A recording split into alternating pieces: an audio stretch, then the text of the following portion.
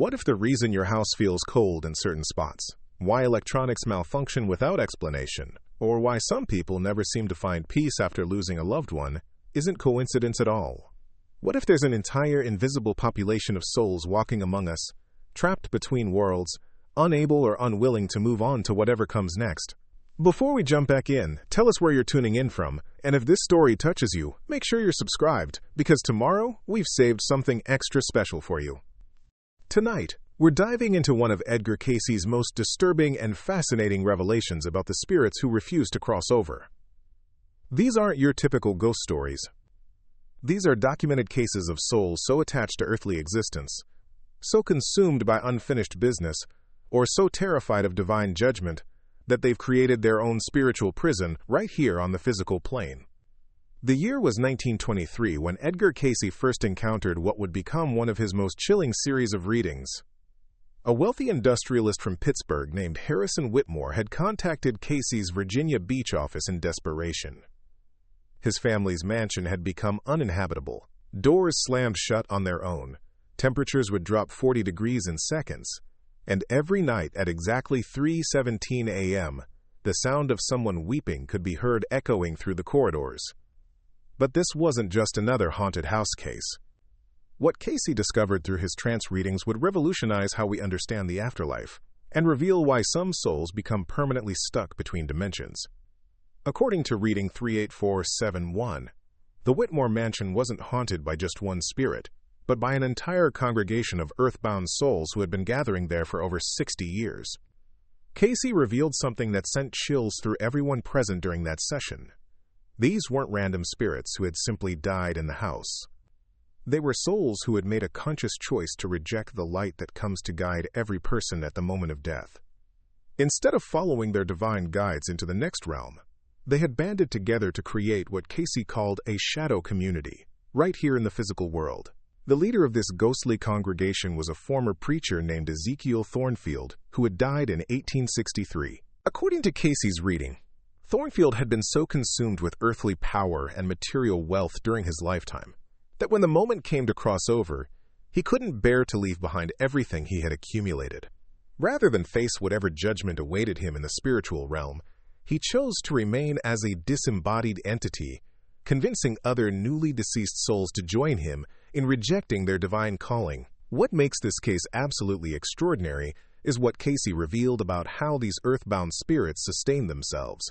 Reading 3847-2 described how they feed off the life force of living humans, particularly those who are emotionally vulnerable or spiritually unaware. This explains why the Whitmore family had been experiencing not just supernatural phenomena, but also chronic fatigue, depression, and a series of business failures that had nearly bankrupted Harrison's once thriving steel company. But here's where Cayce's revelations become even more disturbing. These spirits don't just randomly attach themselves to any household. According to reading 3847-3, they specifically target families whose members have unresolved guilt, deep-seated anger, or have engaged in activities that create what Cayce called spiritual openings, negative emotional states that act like beacons to earthbound entities. The Whitmore family, it turned out, had been harboring a dark secret. Harrison's grandfather had built his fortune through exploiting immigrant workers in dangerous mining conditions, causing numerous deaths that were covered up through bribes and intimidation. The guilt and shame that had been passed down through 3 generations had created exactly the kind of spiritual vulnerability that Thornfield's shadow community was drawn to exploit. Cayce's solution was unlike anything traditional paranormal investigators had ever attempted. Rather than trying to force the spirits to leave through religious rituals or confrontation, he prescribed what he called spiritual healing through understanding. Reading 3847-4 revealed that the only way to help these earthbound souls cross over was to address the specific fears and attachments that were keeping them trapped. For Thornfield, this meant the family had to make amends for their grandfather's crimes by establishing a fund for the descendants of the workers who had been killed in the mines. They also had to publicly acknowledge what had happened and take responsibility for their family's role in covering up the deaths. Only when this karmic debt was addressed would Thornfield lose his hold on the physical realm. The process took 8 months of careful spiritual work guided by Cayce's readings, but eventually something remarkable happened. During a session in reading 3847-9, Cayce reported that Thornfield had finally seen the light that had been waiting for him all those decades. In the reading, Cayce described watching as the former preacher was met by what he called beings of pure love, who helped him understand that divine judgment isn't about punishment, but about healing and growth. One by one, the other members of Thornfield's shadow community followed their leader into the light. The Whitmore mansion returned to normal, the family's health improved dramatically, and Harrison's business not only recovered, but became more successful than ever. But more importantly, they had learned something profound about the interconnected nature of spiritual responsibility across generations. This case established a pattern that Cayce would encounter hundreds of times throughout his career as a psychic counselor. Earthbound spirits aren't just random supernatural nuisances. They're souls who have become trapped by their own choices, fears, and unresolved earthly attachments. And they're drawn to living people who share similar spiritual wounds or unresolved karma. But the Whitmore case was just the beginning. Cayce's next encounter with refusing spirits would reveal something even more shocking about why some souls choose eternal earthbound existence over divine grace. This case involved not just one family, but an entire small town in rural Virginia where the dead had been influencing the living for generations. The town of Millbrook, Virginia, population 847, had been experiencing what local authorities dismissed as an unusually high rate of mental illness. By 1925, nearly 30% of the town's adult population was being treated for severe depression, anxiety disorders, and what doctors of that era called nervous exhaustion. The suicide rate was 7 times the national average, and strange accidents seemed to plague anyone who tried to leave town permanently. Dr. Margaret Ashford, a progressive psychiatrist from Richmond, had been studying the Millbrook phenomenon for 2 years when she finally contacted Edgar Cayce. Traditional medical approaches weren't helping her patients, and she was becoming convinced that something supernatural was affecting the entire community's mental health. What Cayce discovered in reading 4192-1 was more complex and disturbing than anyone had imagined. Millbrook wasn't just experiencing a haunting, it was under the influence of what he called a spiritual monarchy, a hierarchical society of earthbound spirits who had been actively manipulating the living residents for over a century. The leader of this ghostly kingdom was a Civil War-era plantation owner named Colonel Bartholomew Sinclair, who had died in 1864 rather than surrender his land to Union forces. According to Cayce's reading, Sinclair had been so obsessed with maintaining control over his property and the people who lived on it that death itself couldn't break his grip on earthly power. After his physical death, Sinclair had gathered other like-minded spirits who shared his obsession with dominance and control. Together, they had created an invisible government that had been influencing Millbrook's living residents through what Cayce described as psychic manipulation and emotional vampirism. Reading 4192-2 revealed the sophisticated methods these earthbound spirits used to maintain their control. They would attach themselves to newborn babies in the town, growing stronger as the children grew up, while simultaneously draining their life force and free will. By adulthood, most Millbrook residents had become essentially psychic slaves, their thoughts and emotions being influenced by their spirit attachments to serve the ghostly monarchy's desire for continued earthly power. This explained why so few people ever successfully left Millbrook permanently. Those who tried to break free would experience what Cayce called spiritual withdrawal, severe depression, anxiety, and an overwhelming compulsion to return to town. The spirits were literally addicted to the life force they had been feeding on for decades, and they would do whatever was necessary to prevent their human hosts from escaping. But the most chilling aspect of Cayce's revelations about Millbrook was what he discovered about how this spiritual monarchy recruited new members. Reading 4192-3 described how Colonel Sinclair and his followers would actually prevent recently deceased Millbrook residents from seeing the light that comes to guide souls after death. When someone in town died, Sinclair's spirits would immediately surround them with what Cayce called false comfort and familiar deceptions.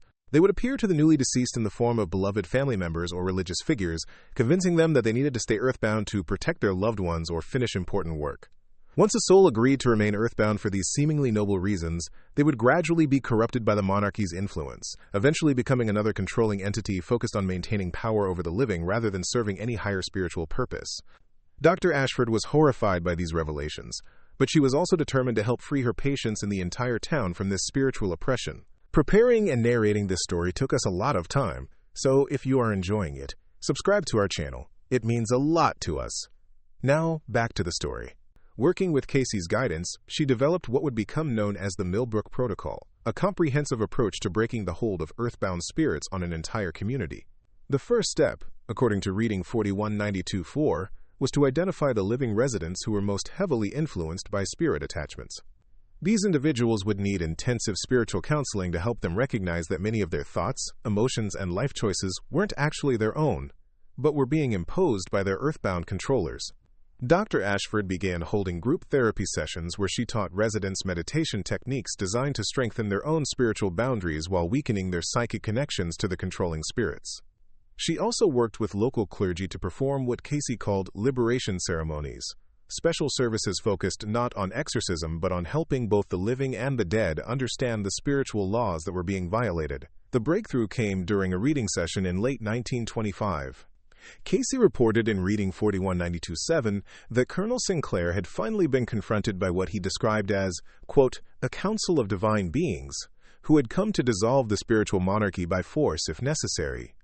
Faced with this ultimate spiritual authority, Sinclair was forced to acknowledge that his earthbound kingdom was not only harming the living residents of Millbrook, but was also preventing his own soul's growth and evolution.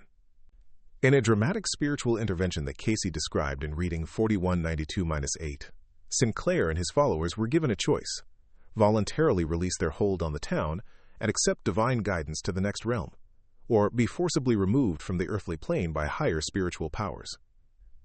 After what Cayce described as an intense spiritual battle lasting 3 days, Sinclair finally chose to cross over, taking most of his followers with him. The transformation of Millbrook was immediate and dramatic. Within weeks, the town's suicide rate dropped to normal levels. Depression and anxiety cases declined by over 60%. People who had been trapped in the town for decades suddenly found the courage and ability to pursue opportunities elsewhere. Most remarkably, several residents reported having vivid dreams where deceased family members appeared to thank them for helping to free their souls from spiritual bondage.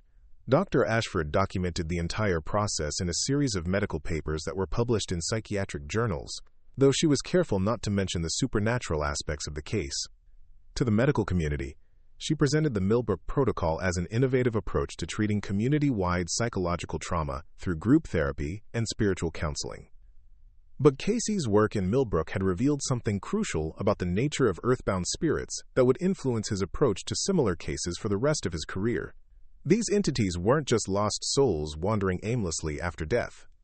Many of them were actively choosing to remain earthbound because they had become addicted to the power and control they could exercise over living humans.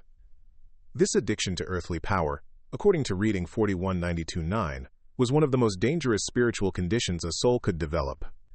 Unlike spirits who were simply confused or afraid to cross over, these power-addicted entities would fight viciously to maintain their earthbound existence, often causing severe harm to both themselves and the living people they influenced. The third category of refusing spirits that Cayce encountered presented an entirely different challenge. These weren't souls seeking power or control, but spirits who had become trapped by their own overwhelming guilt and shame. They believed they were too sinful or had committed acts too terrible to be worthy of divine forgiveness, so they chose to remain in what they saw as a deserved spiritual purgatory, rather than face what they assumed would be harsh judgment. The most heartbreaking case of this type came to Cayce's attention in 1927 through a young woman named Sarah McKenna from Boston. Sarah had been experiencing what she described as visits from my dead brother Thomas every night for 3 years. These weren't comforting spiritual encounters, but torturous sessions where Thomas would appear to her in a state of obvious anguish, begging for her forgiveness and describing in graphic detail the spiritual torment he was experiencing. Thomas McKenna had died in 1924 at age 19 after overdosing on laudanum, a legal but highly addictive painkiller that had become popular among young people in post-war America. But his death wasn't accidental. According to Sarah, Thomas had been struggling with what we would now recognize as severe post-traumatic stress after serving as a messenger in the trenches of World War I. The horrors he had witnessed, combined with survivors' guilt over watching his friends die while he lived, had driven him to increasingly desperate attempts to numb his psychological pain. When traditional medical treatments failed to help him, Thomas had begun using laudanum not just to manage his nightmares and anxiety, but as an escape from what he saw as a life no longer worth living. His final overdose had been intentional, a fact that had devastated his devoutly Catholic family and left Sarah consumed with guilt over her failure to save her beloved younger brother. Cayce's reading 5218-1 revealed the tragic spiritual reality of Thomas's situation. The young man's soul had indeed survived physical death, but his overwhelming shame about taking his own life, combined with his religious upbringing that taught suicide was an unforgivable sin, had prevented him from accepting the divine love and guidance that was being offered to him in the afterlife. Instead of crossing over to whatever healing and growth awaited him in the spiritual realm, Thomas was trapped in what Cayce described as a self-imposed spiritual prison, created entirely by his own guilt and self-condemnation. He was experiencing torment not because God or any divine authority was punishing him, but because he couldn't forgive himself for the choices that had led to his death. Even more tragically, reading 5218-2 revealed that Thomas's nightly visits to Sarah weren't actually bringing him any relief from his spiritual anguish. His desperate attempts to receive forgiveness from his sister were actually making his situation worse, because they kept his consciousness focused on earthly relationships and regrets, rather than allowing him to turn toward the divine love that could heal his wounded soul. Sarah's own guilt and grief were also preventing her from helping her brother. Her desperate desire to save him, combined with her anger at God for allowing Thomas to suffer both in life and death, had created what Cayce called a psychic chain that was binding both siblings in mutual spiritual torment. The solution Cayce prescribed was radically different from traditional religious approaches to suicide and spiritual redemption. Rather than focusing on Thomas's sin or the theological implications of his suicide, reading 5218-3 revealed that the key to helping him cross over was for Sarah to understand and accept a profound spiritual truth. Divine love is not conditional on human worthiness. Cayce explained that Thomas wasn't being refused entry to heaven because of his suicide. He was refusing to enter because he couldn't believe that someone who had taken his own life could possibly be worthy of divine love and forgiveness. His earthbound state was entirely self-imposed, sustained by his own harsh self-judgment rather than any actual spiritual barrier. To help her brother, Sarah would need to do more than just forgive him. She would need to demonstrate through her own spiritual growth that divine love transcends human concepts of worthiness and punishment. This meant releasing her anger at God, accepting that Thomas's choices were his own responsibility rather than her failure, and learning to radiate the kind of unconditional love that could show her brother what divine forgiveness actually looks like. The process took over a year of intensive spiritual work guided by Cayce's readings. Sarah had to confront not only her grief and guilt about Thomas, but also her own deep-seated beliefs about sin, worthiness, and divine justice. She began studying alternative spiritual teachings that emphasized God's love rather than judgment, and she started practicing daily meditation and prayer, focused on sending healing light to her brother's troubled soul. The breakthrough came during a particularly powerful reading session in reading 5218-7.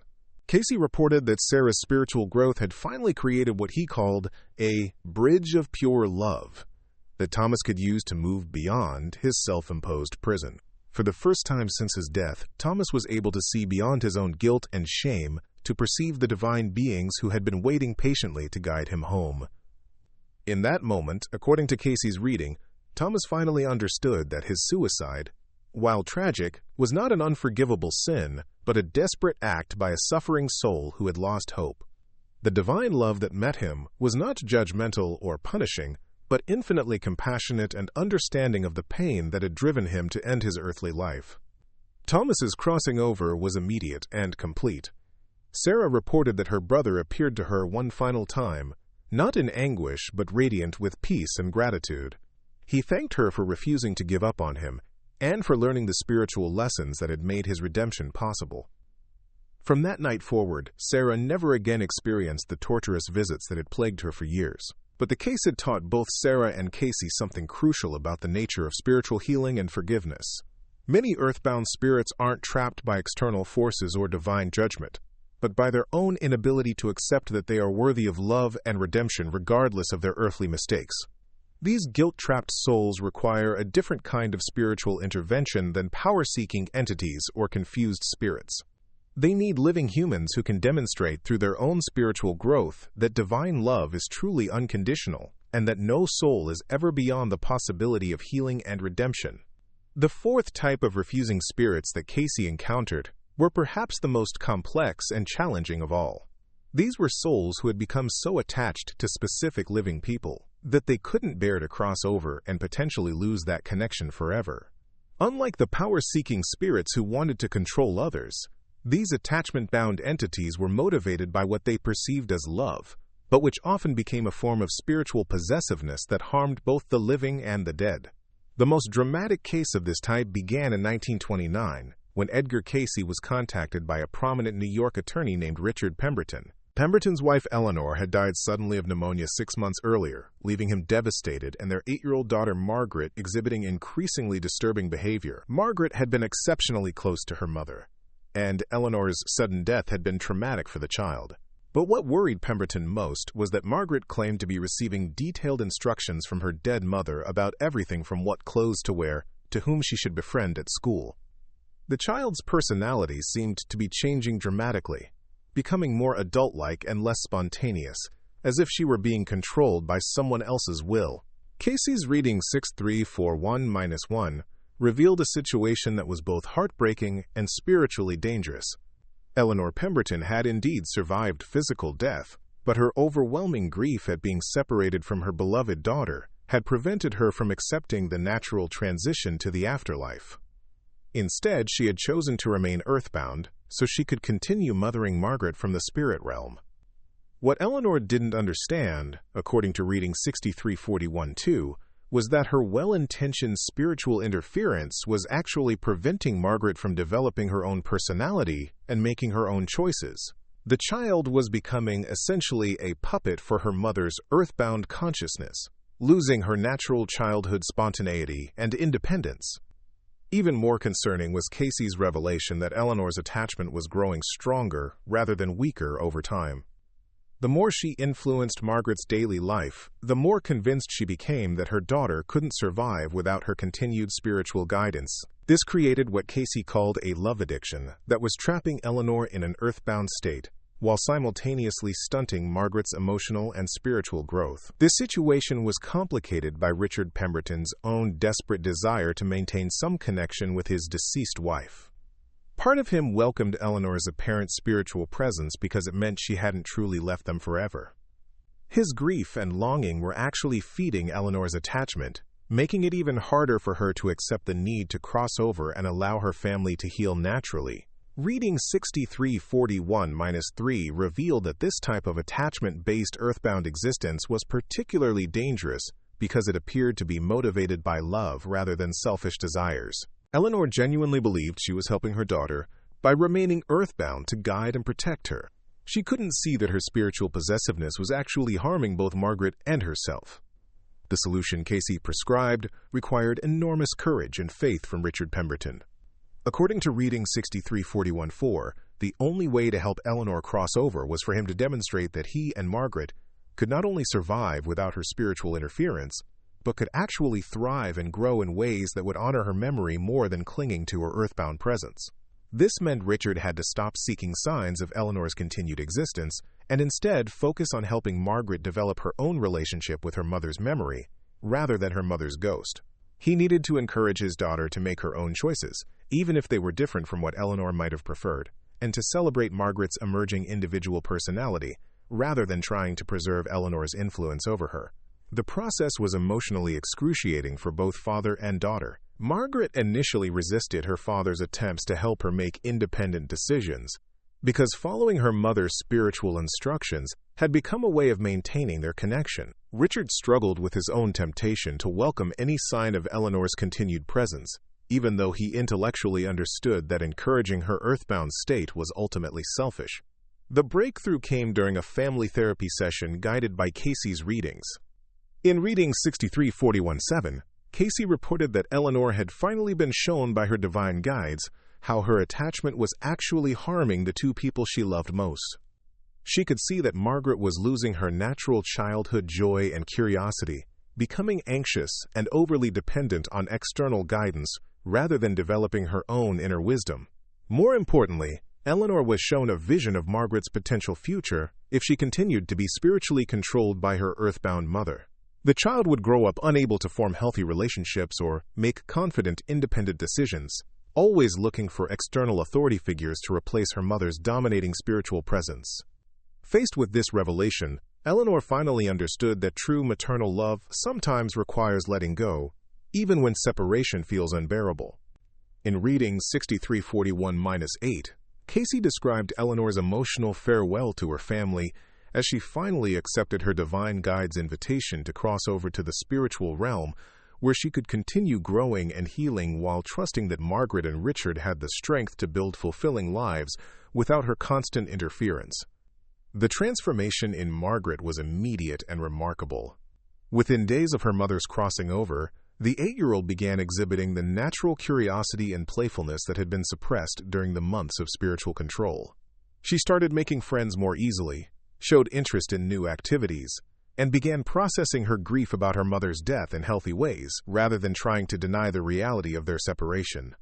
Richard also experienced profound healing, as he learned to honor Eleanor's memory through celebrating their daughter's growth rather than clinging to signs of continued spiritual contact. He discovered that letting go of Eleanor's earthbound presence actually brought him closer to the love they had shared, because he was now free to carry that love forward into new experiences, rather than being trapped in a static attempt to preserve the past. This case taught Cayce important lessons about the nature of love and spiritual evolution that would influence his approach to earthbound spirit cases for the rest of his career.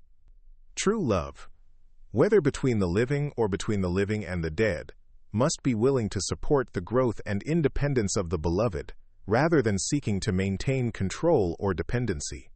Attachment-bound spirits like Eleanor aren't evil or selfish in the traditional sense, but their inability to release their earthly bonds ultimately harms everyone involved. These souls need to be shown that crossing over doesn't mean abandoning their loved ones, but rather transitioning to a form of love that supports growth and healing rather than dependence and stagnation. The patterns that emerged from Cayce's decades of work with refusing spirits revealed profound truths about the nature of death, spiritual evolution, and the choices that every soul faces at the moment of transition. Whether motivated by power, guilt, or attachment, earthbound spirits were always souls who had chosen fear over faith, control over trust, or earthly familiarity over spiritual growth. But perhaps most importantly, Cayce's readings demonstrated that these trapped souls could always be helped to cross over through the spiritual growth and loving intervention of living humans who were willing to address the underlying spiritual imbalances that attracted earthbound entities in the first place. The living family members in each case had to confront their own spiritual wounds, release their own attachments to control and dependency, and learn to radiate the kind of unconditional love that could show earthbound spirits what divine grace actually offers. This process of mutual healing and spiritual growth became known as the Cayce method for spirit release, an approach that focused on addressing root spiritual causes rather than just managing supernatural symptoms. According to reading 78921, the phenomenon of refusing spirits was not just a curiosity about the afterlife, but a crucial lesson about the choices that every soul must make both in life and death. The same spiritual attachments, fear-based decisions, and refusal to trust in divine love that could trap a soul in earthbound existence were also the primary obstacles to spiritual growth and happiness for living humans. By studying the mistakes of earthbound spirits, living people could learn to recognize and release their own spiritual limitations before death made those patterns much more difficult to change. In this way, Cayce's work with refusing spirits became not just a method for helping the dead, but a profound teaching about how to live with greater spiritual freedom and trust. The documented cases from Edgar Cayce's files reveal that the boundary between life and death is far more complex than most people realize. Spirits who refuse to cross over aren't just subjects for ghost stories or paranormal entertainment. They're souls who have made specific choices based on fear, attachment, and misunderstanding about the nature of spiritual existence, and their decisions continue to affect both themselves and the living world long after their physical deaths. Understanding these spiritual dynamics can help living people make better choices about how to handle their own fears, attachments, and relationships with both the living and the dead. Most importantly, it reveals that divine love and guidance are always available to every soul, whether embodied or discarnate, but that love must be freely chosen rather than forced or manipulated. Up next, you've got 2 more standout stories right on your screen. If this one hit the mark, you won't want to pass these up. Just click and check them out.